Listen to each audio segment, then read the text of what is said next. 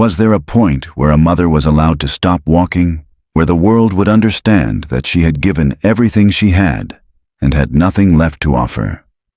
Hannah Collins did not know the answer, only that the road beneath her feet had turned into a pale ribbon of dust and heat, stretching endlessly through the Wyoming plain, and that each step felt like a quiet argument with death.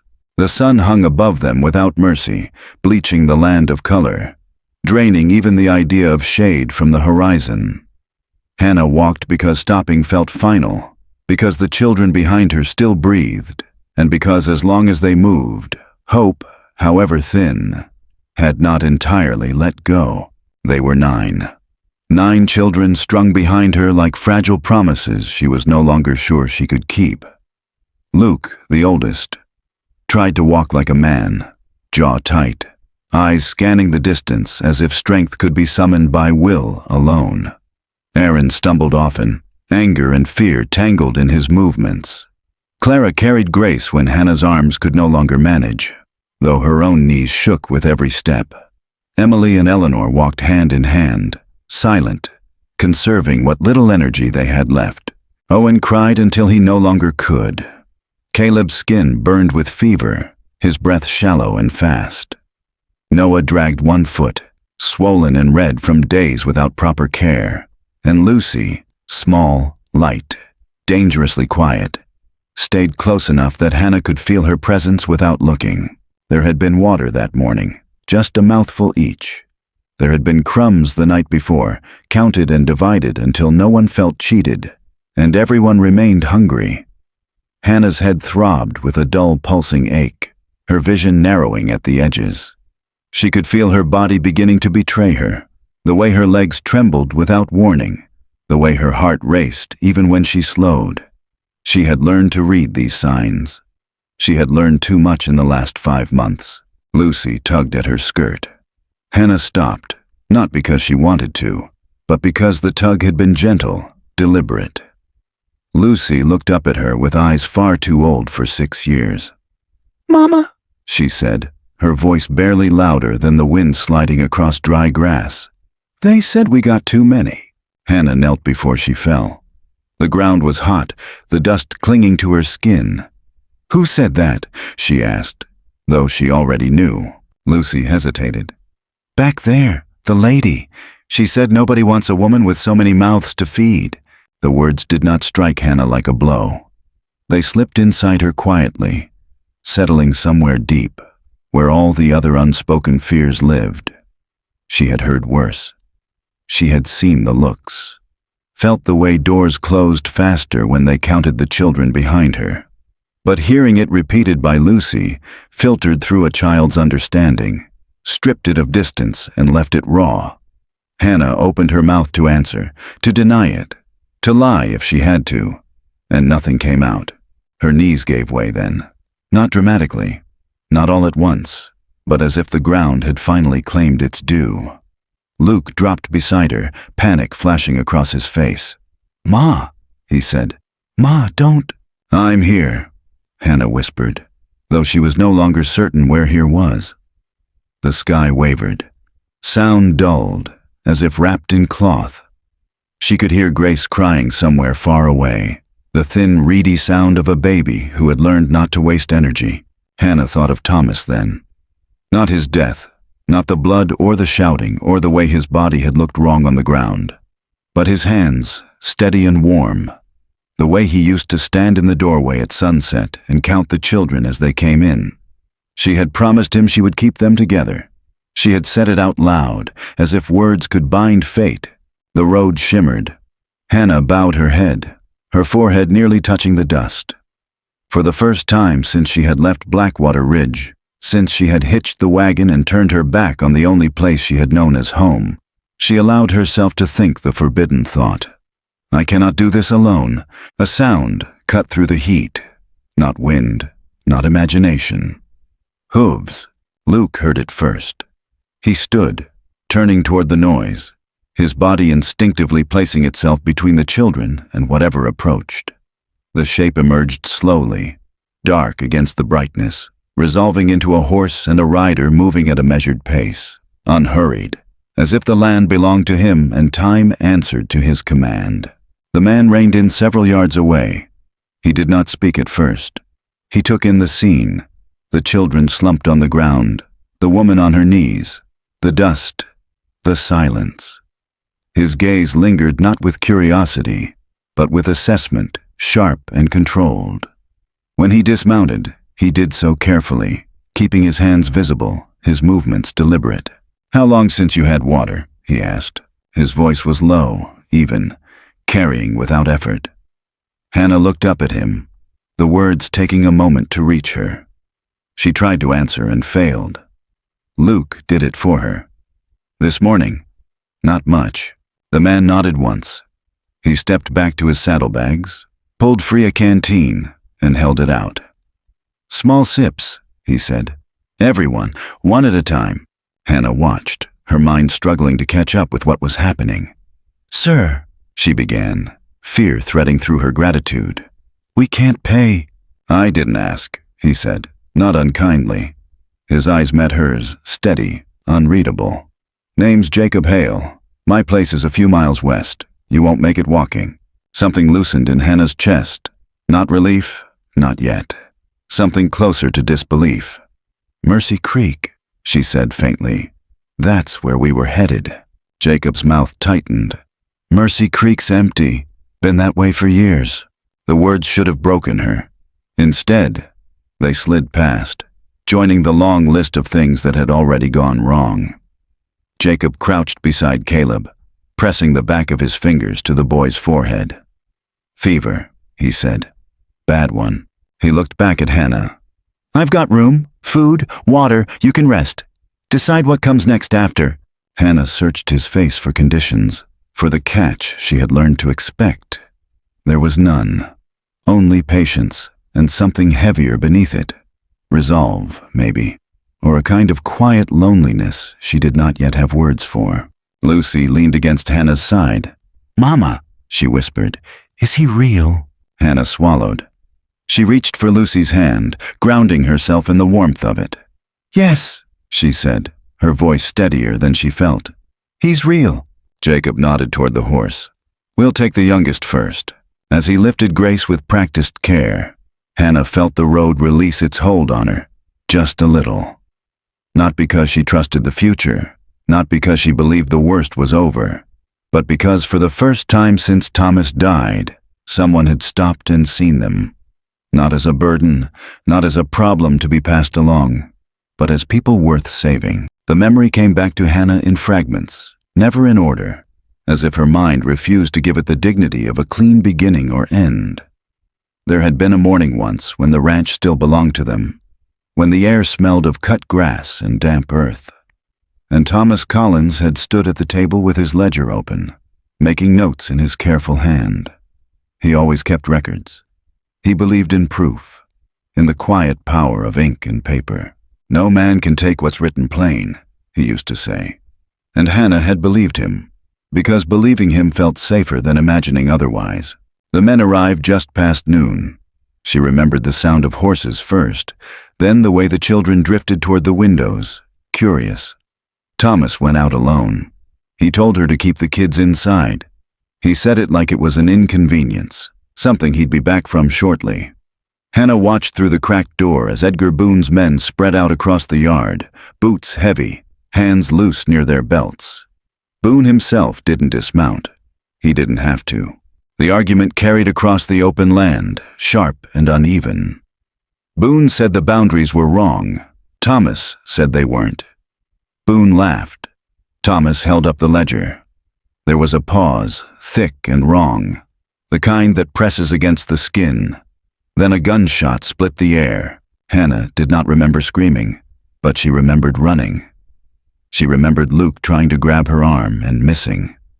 Thomas lay on the ground, one hand still curled as if it expected to be holding something. Boone's men were already moving away, their work done. Someone said it was an accident. Someone else said Thomas reached first. No one said they were sorry. The ledger disappeared before sundown. What followed moved faster than grief ever should. The land was seized within days, the ruling stamped and final. delivered by men who would not meet Hannah's eyes. She was told she could appeal. She was told it would take time. She was told many things that meant nothing once the house no longer belonged to her. By the end of the week, she was packing what she could into the wagon while the children stood in the yard, silent, watching their life come apart piece by piece. Blackwater Ridge had been her home. She had baked bread for its people, sat beside them in church, buried her dead there. Now the doors closed softly when she approached. The kindness was careful, rationed, offered in looks instead of action. One woman pressed coins into her hand and whispered apologies. Another suggested gently that 9 children were too many for one woman to manage. A man she had known for years suggested the county could place them, just for a while. Until Hannah got back on her feet. She left the coins on the counter. She left before they could say it again. The road out of Blackwater Ridge was narrow and uneven, the wagon creaking under what little they had salvaged. Hannah told herself Laramie would be different. There would be work there, kitchens that needed hands, families who needed washing done. She told the children stories at night, soft lies meant to keep fear from taking root. For a while, the wagon held. Then the axle cracked. It happened without drama, a sharp sound followed by a tilt that sent everything sliding. Luke tried to fix it. Aaron fetched tools. Hannah watched the sun sink while they worked, the truth settling heavy in her chest. When it was clear the wagon wouldn't move again, she made the decision she had been avoiding. They would walk. They would take what they could carry. They would leave the rest behind, including the last solid proof that they had once belonged somewhere. The days blurred together after that. The land stretched wide and empty, offering no shelter, no kindness. Water grew scarce. Food disappeared quickly. Hannah learned how to quiet hunger with routine, how to turn crumbs into something that felt like a meal if she insisted on order. She learned which child could walk longer, which needed carrying, which pretended not to hurt to protect the others. Caleb's fever began on the 3rd day. By the 5th, Noah's foot had swollen badly, the skin angry and hot. Grace cried until her voice faded into a thin rasp that scared Hannah more than screaming ever could. At night, Hannah lay awake listening to the children breathe, counting each rise and fall of their chests, afraid of what silence might mean. There were moments when the thought crept in, unwanted and persistent. She wondered if she had been wrong to keep them together, if pride had outweighed mercy. She pushed the thought away every time. She had made a promise. She would not break it. The map in her pocket grew soft from handling. Mercy Creek was marked there, a name that felt like a promise even as doubt gnawed at it. Hannah measured their progress in miles and children's steps, in how often Luke asked if they were close, in how Lucy had stopped asking questions altogether. When they reached the stretch of road where the sun seemed to press down harder, where the air itself felt thick and resistant, Hannah knew they were in trouble. She felt it in the way her legs faltered, in the way the children moved without sound, conserving what little they had left. She did not say it out loud. Mothers did not say those things. She thought again of Thomas, of the certainty in his voice when he spoke of fairness, of law. She wondered what he would say now, seeing her here, her children failing one by one beneath a sky that did not care. She wondered if he would forgive her for not knowing how to save them. By the time her knees finally gave way on that road, Hannah had walked past exhaustion and into something colder. She had reached the place where survival no longer felt guaranteed, where hope was not a plan, but a question without an answer. And it was there, at the edge of everything she could endure, that the past released her and the present closed in, carrying with it the sound of hooves and the first interruption to their long, lonely walk. The ranch sat lower than Hannah expected, tucked into a shallow bend of land where the wind eased and the grass held a stubborn green. It was not large, not impressive, but it was solid. The fence posts were straight. The roof was sound. Smoke rose from the chimney in a thin, steady line that felt like a promise. Jacob moved through the space with quiet efficiency, as if every step had been taken 1,000 times before. as if order itself lived in his hands. He settled the horse, drew water, opened doors, spoke only when necessary. Hannah watched, too tired to ask questions, too aware that exhaustion made gratitude fragile. Inside, the house smelled of wood and boiled beans. It was clean, spare, almost austere, but warm. Jacob set the children down carefully, arranging them along the table and floor, gauging who could sit, who needed to lie down. He did not rush, he did not hover. He gave instructions instead, calm and precise, telling them to sip water slowly, to wait, to breathe. Hannah followed his lead because her body no longer trusted itself to decide. Food came in stages, a spoonful, then another, spaced with patience. Hannah saw how Jacob watched for trembling hands, for the way eyes glazed when hunger turned dangerous. He stopped Caleb from eating when the boy reached for more, not cruelly, but firmly, explaining that too much too fast would hurt him. Hannah felt shame rise in her throat, sharp and unexpected. She had failed them so completely that a stranger now had to teach her how to keep her children alive. When Grace would not latch properly, her small body stiff with weakness, Hannah's hands began to shake. Jacob did not comment. He fetched a cloth, warmed milk, showed her how to coax, how to wait. "It takes time," he said quietly. "She'll come back to it." And she did, eventually, her small mouth finding rhythm again. The sound of it bringing tears Hannah did not bother to hide. Night fell without ceremony. The children slept where they were, sprawled and limp, their bodies finally giving in. Hannah sat at the table long after, listening to the house settle, to the steady creak of wood cooling. Jacob poured her coffee, weak and bitter, but hot. He set it in front of her without asking. "You can stay," he said. "Not tonight, not until morning. Stay." Hannah wrapped her hands around the cup. "We won't be trouble," she said, the words automatic. Jacob met her eyes. "You already are," he replied evenly. Then, seeing her stiffen, he added, "Life is, people are. Doesn't mean you turn them away." She did not sleep much that first night. When she did, it was shallow, filled with the sensation of falling. But morning came, and the children woke hungry, weak, but alive. That alone felt like a miracle. Days found their shape slowly. Jacob assigned small tasks, nothing that strained, nothing that risked harm. Luke helped mend fencing. Aaron fetched water. Clara learned the kitchen, her movements careful, deliberate. The twins swept and sorted. Lucy stayed close to Hannah, watching everything with solemn intensity. Even in recovery, the children understood instinctively that this place, this man, was not something to waste. Hannah worked too, as soon as Jacob allowed it. She scrubbed, cooked, washed, needing motion to anchor her. She did not ask what he wanted in return. She feared the answer. The town came later, it always did.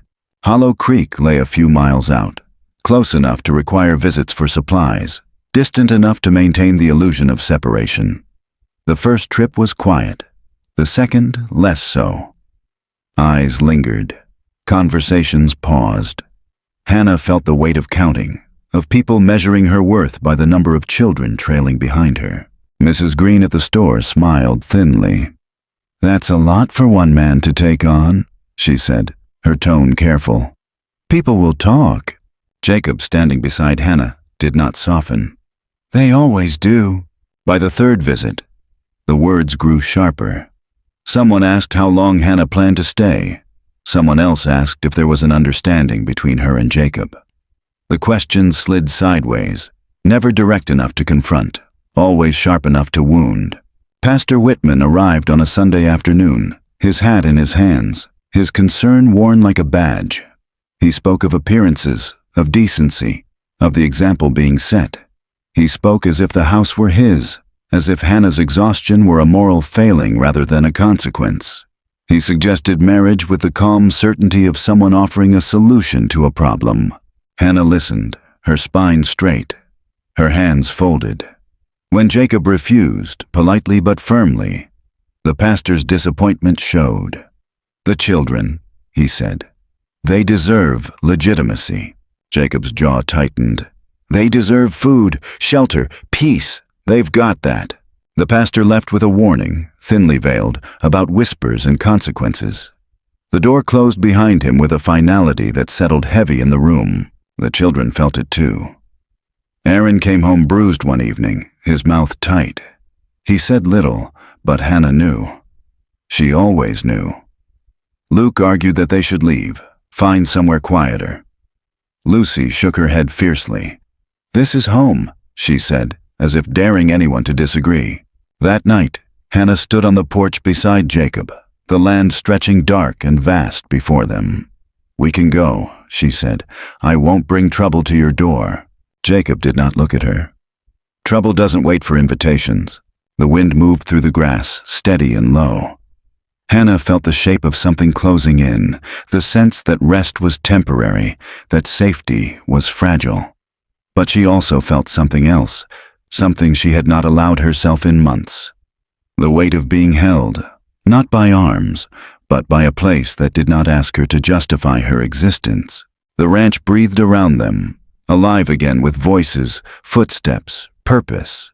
And as judgment gathered beyond the fence line, Hannah understood that survival was no longer just about walking forward. It was about standing still and choosing, despite everything, not to be moved. The first sign was the cattle gate left open at dawn, its chain hanging loose where Jacob had secured it the night before. He said nothing at first, only studied the marks in the dirt, the shallow impressions of unfamiliar boots pressed into ground he knew too well. By the end of the week, 2 calves were gone. By the next, 3 more. No tracks led far. Whoever it was knew how to move without being followed. Hannah felt the tension before it was spoken. It lived in Jacob's shoulders, in the way his hand lingered near his belt when he stepped outside, in the way Luke was kept closer to the house. The children noticed too. They moved quieter, watched the horizon more carefully. Safety, Hannah had learned, always announced its departure before it truly left. Edgar Boone returned on a clear afternoon, riding with 2 men at his back, his presence unmistakable even at a distance. Hannah saw him first from the porch, his silhouette cutting through the light like a scar she had never allowed to heal. Her breath caught, memory crashing forward without warning. Jacob was beside her instantly, his stillness more dangerous than anger. Boone did not dismount this time either. He smiled as if greeting old friends. "Heard you settled in," he called. "Thought I'd see it for myself." "This is private land," Jacob replied, his voice carried easily. "Turn around." Boone laughed. "Funny thing about land," he said. "People think owning it makes them safe." The words were not loud. They did not need to be. Boone's gaze slid past Jacob, settled briefly on Hannah, on the children watching from the doorway. The message was clear enough. Jacob stepped forward, placing himself squarely between Boone and the house. "You've said what you came to say," Jacob told him. "Leave." Boone's smile faded. "We'll be seeing each other." They rode off slowly, deliberately, their departure carrying no relief. That night, Jacob doubled the watch. He slept little. Hannah lay awake listening to the sounds of the house, every creak amplified, every pause heavy with expectation. The accident came without warning, as accidents always do. Noah had been forbidden near the creek, but rain had swollen it overnight, turning the familiar crossing into something fast and hungry. Hannah heard the shout too late. She reached the bank in time to see Noah lose his footing, his small body pulled sideways by the current. Jacob did not hesitate. He ran, boots hitting water hard, the force nearly knocking him off his feet. Hannah screamed Noah's name, the sound tearing from her chest. Luke grabbed her arm, holding her back as Jacob fought the current, his movements sharp and controlled until they weren't. A sudden surge knocked him under. For one unbearable moment, there was nothing. Then Jacob surfaced. Noah clutched against him, both gasping, both fighting. Jacob forced them toward the bank, using what strength he had left. He collapsed onto the mud moments later, his body shuddering, his arm twisted at an angle that made Hannah's stomach drop. They got Noah breathing. They got Jacob inside. Hannah cut away wet cloth, bound his shoulder as best she could, her hand steady despite the terror pressing against her ribs. Jacob drifted in and out, pain pulling harsh sounds from him he did not try to hide. "I should have," he started once. Hannah stopped him. "You did enough." She did not leave his side that night. Neither did the children. They took turns sitting quietly, as if noise might break him. Noah cried into Hannah's skirt, whispering apologies she refused to hear. The fear that had lived in the background for months rose fully then, undeniable and sharp. Hannah understood with brutal clarity what Jacob's loss would mean. Not just safety gone, not just shelter. Something deeper, something she had not named but had come to rely on all the same. Jacob survived. The shoulder healed slowly, imperfectly. He returned to work too soon. Hannah scolded him without hesitation, surprising them both. The closeness between them shifted, subtle but undeniable. They spoke less around certain things. They did not need to. The cattle theft continued. Hollow Creek grew colder. Whispers sharpened into accusations. A rock shattered a window one night, thrown from the dark. The children woke screaming. Jacob stood in the yard long after, gun in hand, eyes fixed on the distance.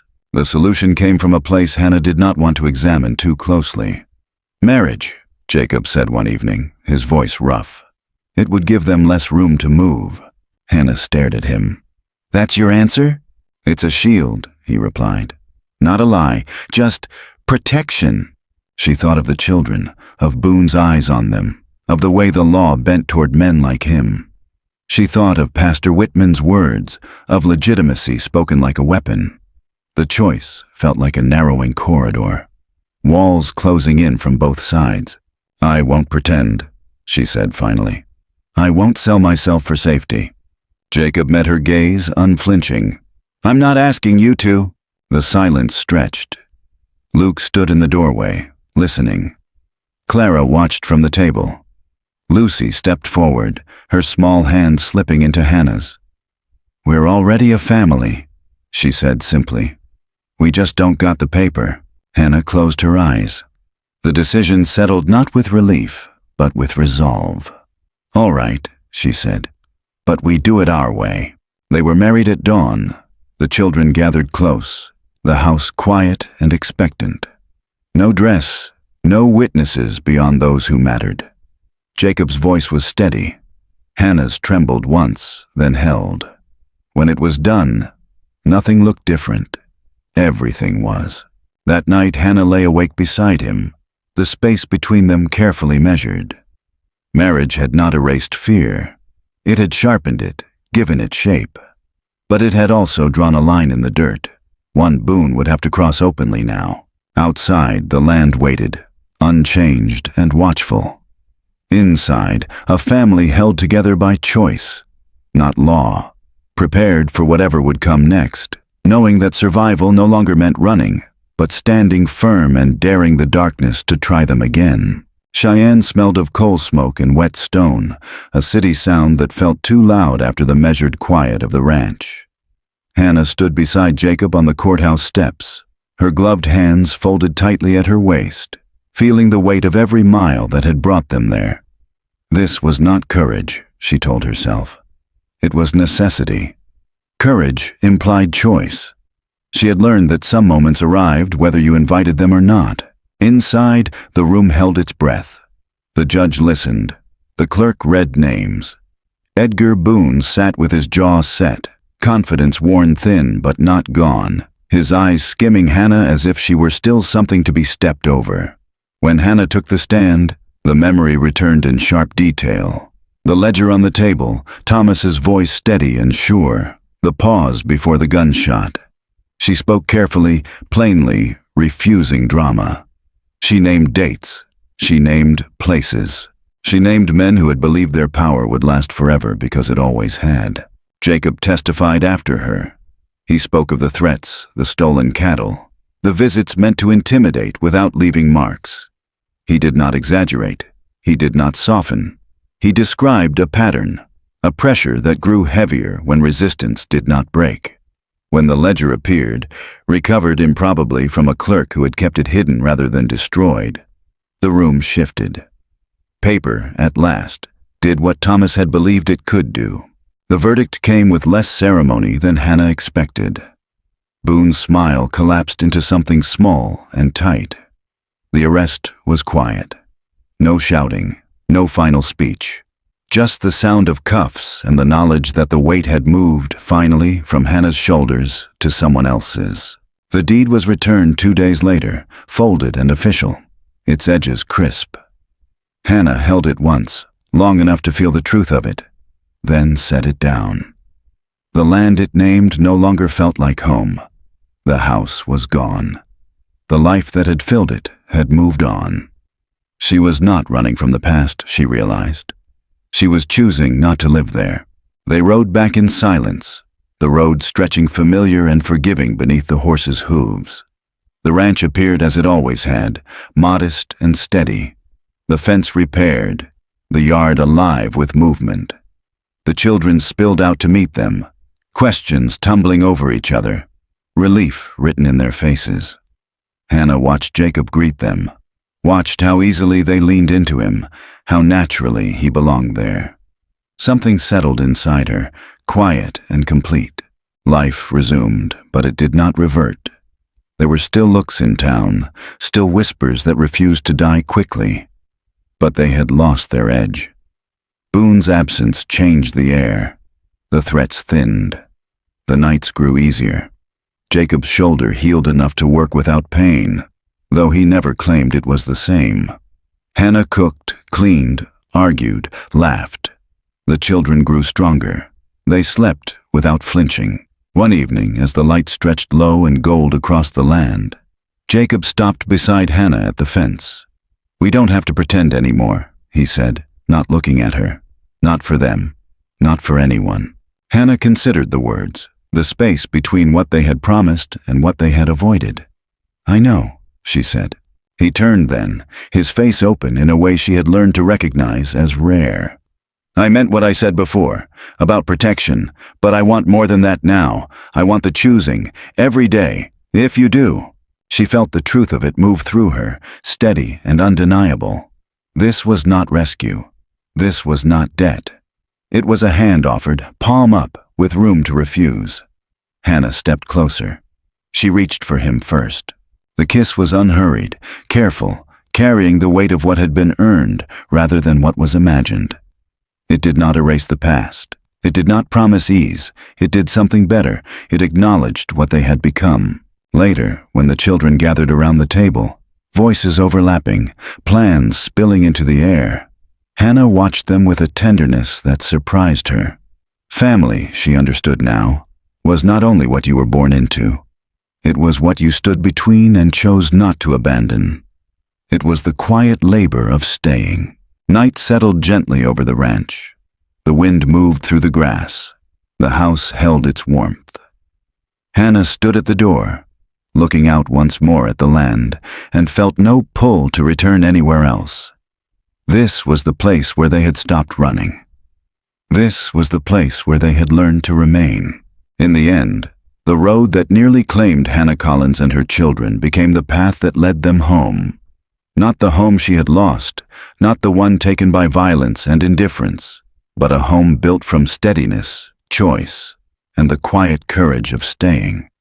Justice came, imperfect and late, but real enough to loosen the grip of the past. The land was returned, the truth spoken aloud, the names written where they could no longer be erased. And still, Hannah chose forward instead of back. With Jacob Hale, she learned that love did not have to arrive loudly to be true. It could grow in shared work, in long nights, in the trust earned when fear no longer dictated every step. Their marriage, born of necessity, became something gentler and stronger, shaped by consent renewed daily. The children thrived not because the world grew kinder, but because they were no longer alone within it. As the ranch settled into its rhythm, the sharp edges softened. Laughter returned. sleep came easier. And when the night wind passed through the open fields, it carried not the echo of loss, but the low, steady sound of a family whole in the ways that mattered most. End of article. Good night.